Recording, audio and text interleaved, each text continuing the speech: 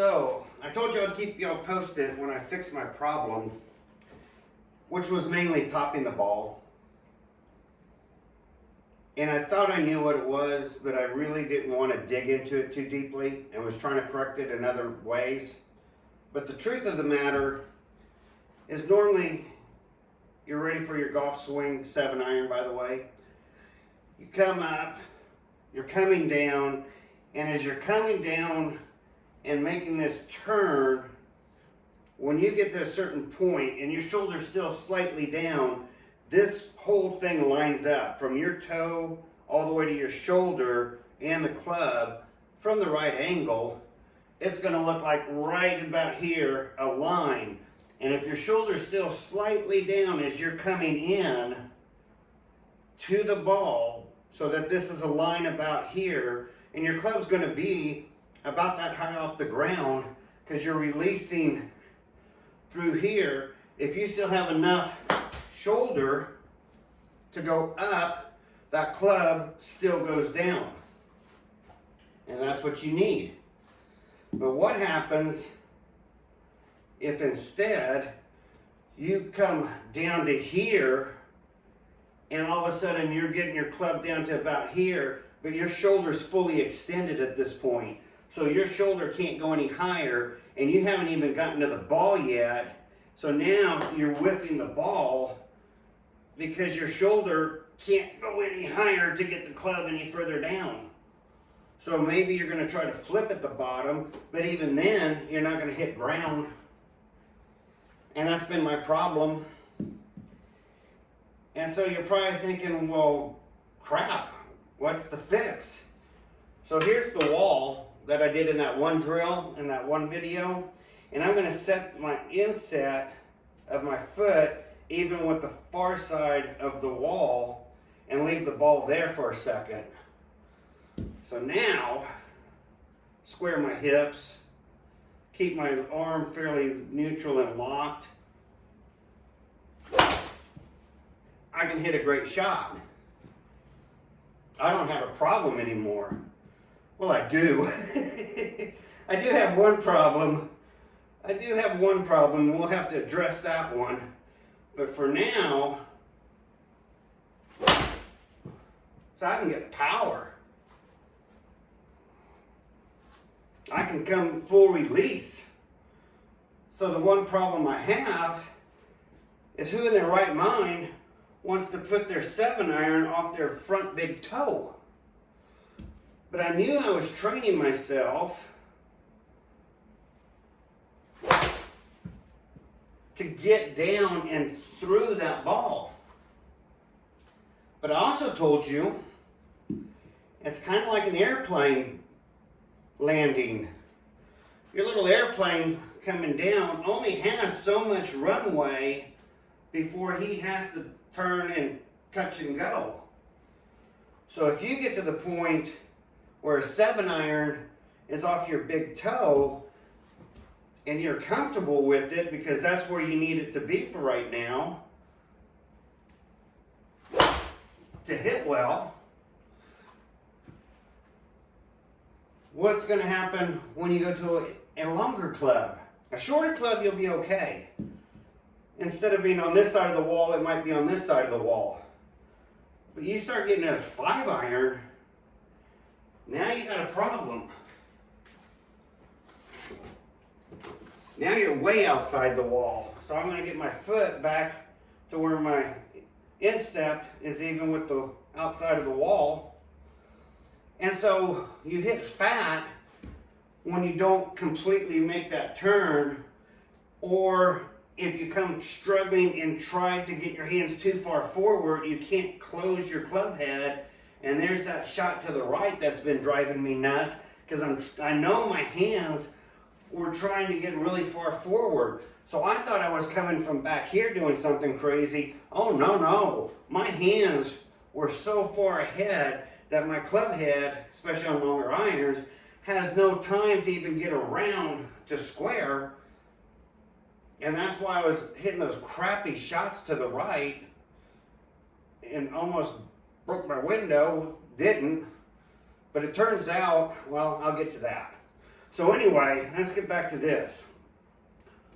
So you see, I'm setting up in a neutral position, kind of like just in front of me.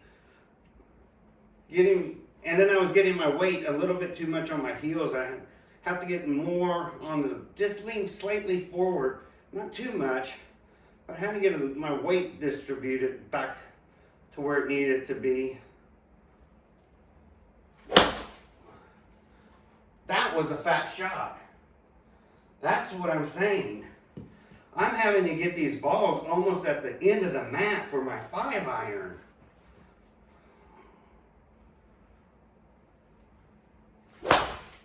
Thank God, a little thin. Thin is good. I need more thin. That means I can start moving the ball back a little bit. That means I don't have to be way out here. Because when you're way out here and hit a great ball, now they might go slightly left. Well, of course they're going to go left. Look at how far in front of your left foot the ball is. So if you don't want them to go left, now all of a sudden to get everything to work, you got to come from way back here and come around the square.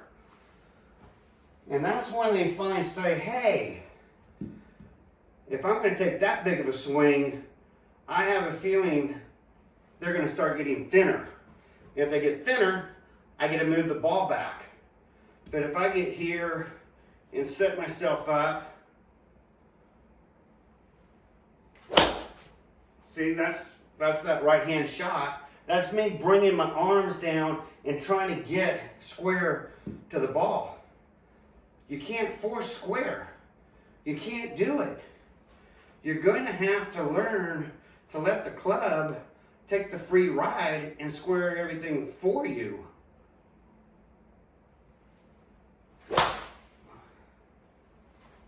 So there's been my problem.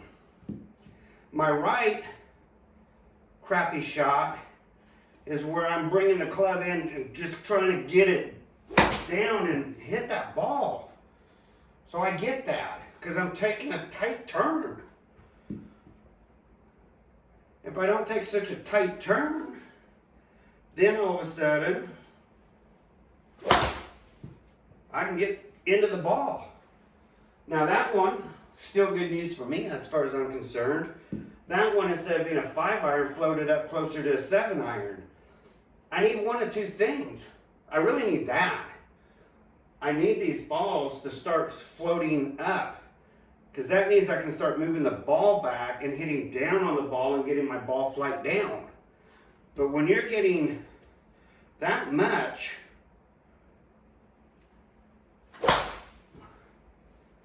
on your ball, being that far forward, think about if you try to put your ball back in a, let's put it in the middle of my stance real quick and just see what happens here.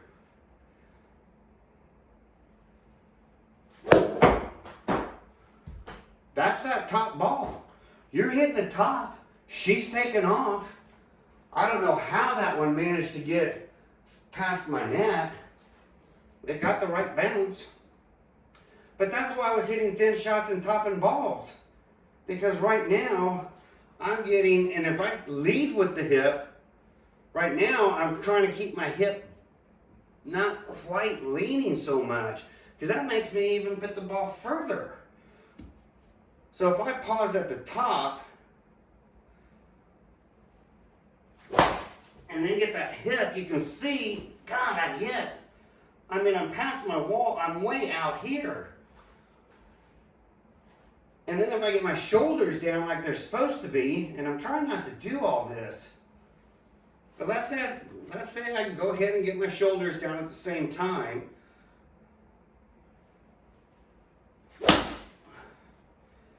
I start hitting fat. Well, that means I'm going to have to move the ball further. So I'm trying to wean myself from being able to hit like that so I can start getting my ball back. Chris Green will tell you, when he first met me, I had my ball way up here. And he's going, God, you're playing your ball so far forward. I was like, yeah, because I like going after it. I like getting through that ball. That's the problem. I told you, too much of a good thing can be a problem. So now let's put my ball back just slightly in front of my middle. Let's widen our stance. If you widen your stance, you're not going to be able to bend over very much. So that's going to shorten your swing as far as your reaching capability. And then you're really going to, you don't hardly even have to square your hips right now. They're almost square just standing here. You're going to stand taller. A little thin. See what I'm saying? So one of the problems that you're going to have to think about, and most people don't play golf with their feet wide enough apart. I keep trying to tell everybody that. You got to get a base. You got to have some, and then you want to bend over, but you don't want to bend these a lot. And then you got to get that weight figured out.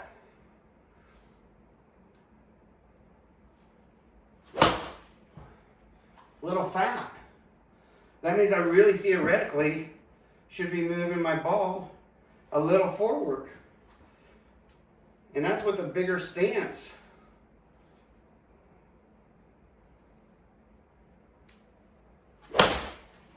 And you can see that's getting good release. So if you're getting good, healthy release,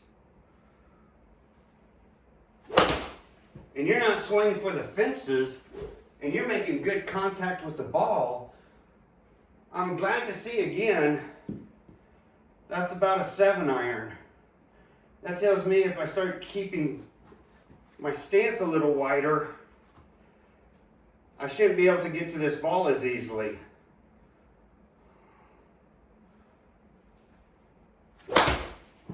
Well, that's still about a 7-iron. So if I want to start hitting down on the ball, it's time. I can maybe move it back to here.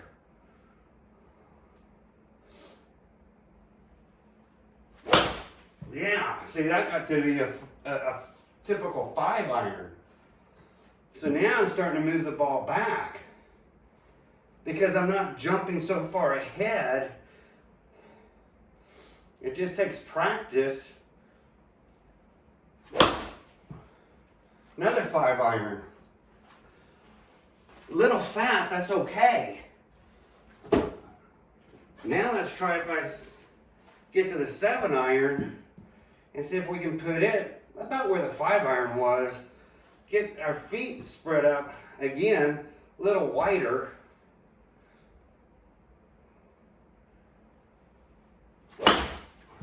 And there's the 7-iron. So part of my problem was my feet were getting too close together. Didn't have a good base to work on. So let's play with this real quick.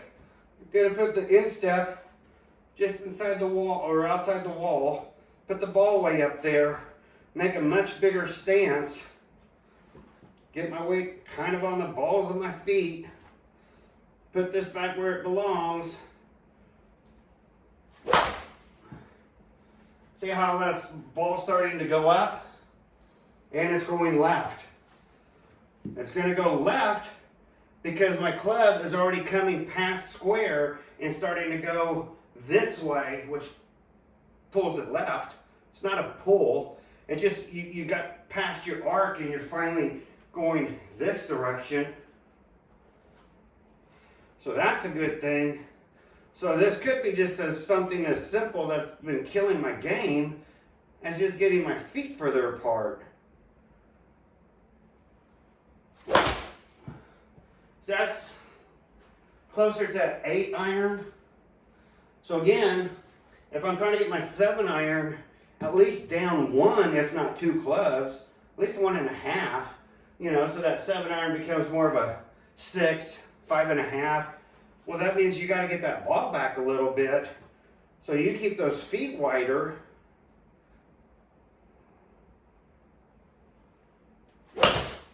And you can see how much power you get. You're not swinging hard. Trust me on that. So now we're finally cooking. We've got the stove turned on. It's about all we got so far, but we're finally cooking. So we're seeing where our problem has been.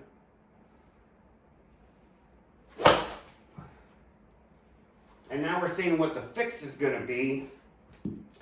And so when I start practicing, all I really need to practice for right now is just getting my feet further apart, bend over, barely bend the knees, situate my weight, almost like you're tucking in your tail just a hair.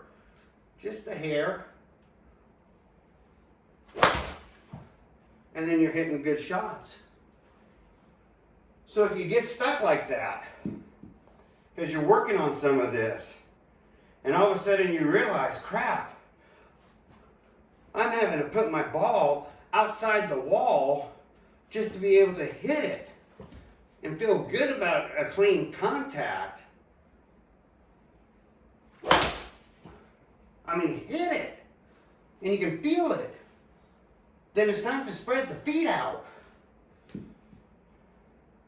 So let's go back to this. Get them feet wider apart. That'll help our turn this way and our turn this way.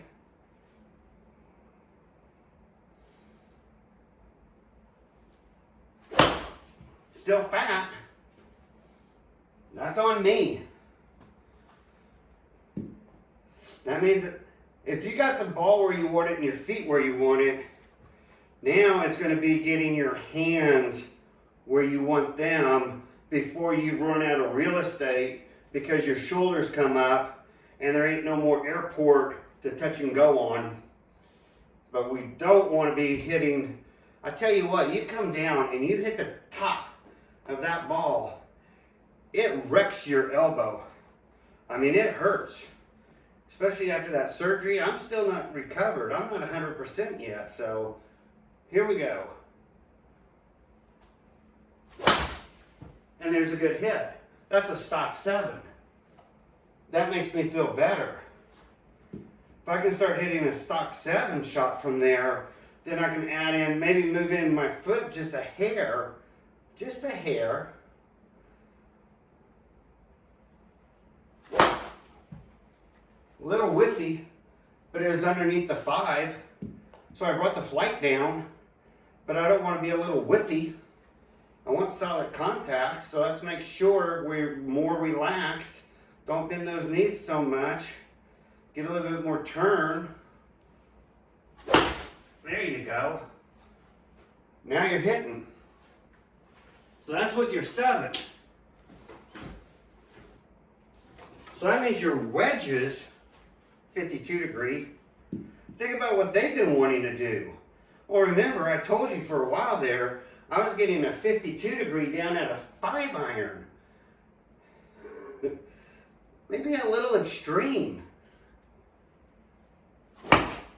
So now, a 52 stock should be over, obviously, over the 9 iron. Because really, you would have your pitching wedge and then your approaching gaps and blah, blah, blah. But you don't have to come off the ball and through and hold it down so low. But you can. I just got to quit trying to turn my 52, and I'm not trying right now, but I got to quit turning my 52 into that 5 iron. That's a 7.5. Landed between 7 and 8, so I can live with that. I wouldn't mind my 52 being right at the 7 iron mark. It's a little low. And that's just for, you know, not for even 3/4 shots, just half shots, like 100 yard, no, 60 yard, maybe. You start getting into 40 yard. Yeah, I can see that, especially if the green's going uphill. So you're trying to hit onto the green and get deep enough on it. I can see keeping the flight down. But you can see, when I do this, you can see how far forward I'm getting. So let's put the ball just outside the wall real quick and see what would have happened. I shouldn't be able to hit this ball clean. It might make a bad noise because it's hitting things that shouldn't, because it doesn't hit the net, but we'll find out. Well, came out okay. Lastly, to clean up my aim, let's talk about that real quick. So let me grab the trusty 9-iron, and let's talk about cleaning up my aim. What did that take? When you're here and you're in your setup and you've squared your hips and you got everything about where you want it, you've leaned, your weight, your square, everything's looking good, be careful that this doesn't swing out as you come back for this turn. If you start swinging this out, you might have difficulty coming back in. But if you leave it so it stays along the target line, so now I can come this way. See how I come, the shoulder doesn't come out and around, it's coming in and allowing my turn to happen. Sneaky little rights. So one thing I'm going to have to really concentrate on fixing. That'll straighten you up. And then you can start, once you're straight, because you've been working on getting that shoulder. So I always say, you know, you want your shoulder to turn into turn, but you don't want them to be swinging out into out. So even on your backswing, you don't want to come out with the shoulder. You want to turn it and keep it inside. And I was letting mine go out, and that's a bad thing. So then what I was having to do is I was coming out, so I was having to try to bring my hands back in, and that's what causes that shot to the right. Anytime you start pulling the club in tight, especially because you're trying to get it square, from coming from here and get it square, because you're putting your ball now all of a sudden way up there, craziness happens. So now I'm hoping, I still have a lot of, when I'm here and I get up and then I come down and then I hit through the ball, I still have a lot of head movement, more than most people. I swear to God, I must go up 4 inches, come back down 4 inches, and still go back down 3 more inches. So from the top to the bottom, I got 7 inches of head movement. But you see, a lot of times I'm watching my club. You know, I don't have a problem watching my club and seeing what it's doing. So I don't keep my head still necessarily. And then if you're coming this way off the ball to hit down and keep them flighted, that's a lot of head swaying. So I've always kind of gave myself a little bit more freedom than most. I'm not one of those kind who's going to stick my head on the wall and then just practice never moving my head so that I can hit shots. I'm 62. I think I'm okay to be a little freewheeling. But anyway, so this hopefully will help somebody to understand if you're getting some wackiness going on, sometimes you got to look in places you wouldn't have thought of. And I wouldn't have thought of some of the things that I just said. I mean, I kind of knew my ball how to move forward because I knew I was coming up so back and through that ball from the top. I knew I was coming down on top of the ball.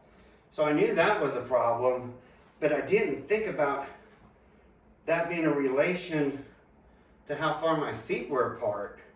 And then making sure I wasn't getting so far back on my heels because I was standing, I got a high instep. So I shouldn't be able to stand flat foot, but that's kind of like what I was doing. So I had to get a little bit more lean, a little bit more athletic. So once I started doing that, then I could feel my turns better ball. And if you think it's easy talking when you're trying to hit through the ball as you're making these videos, it's a lot easier when you don't open your mouth. But y'all know me, I love to talk. So I'm going to leave it with that. Finding and feeling like I've cured a lot of my problems and sharing it with y'all so y'all will figure out if one day you're in the same situation, you'll clear your problems, then I think that's a good thing. And we've all done our part. So y'all have a great morning.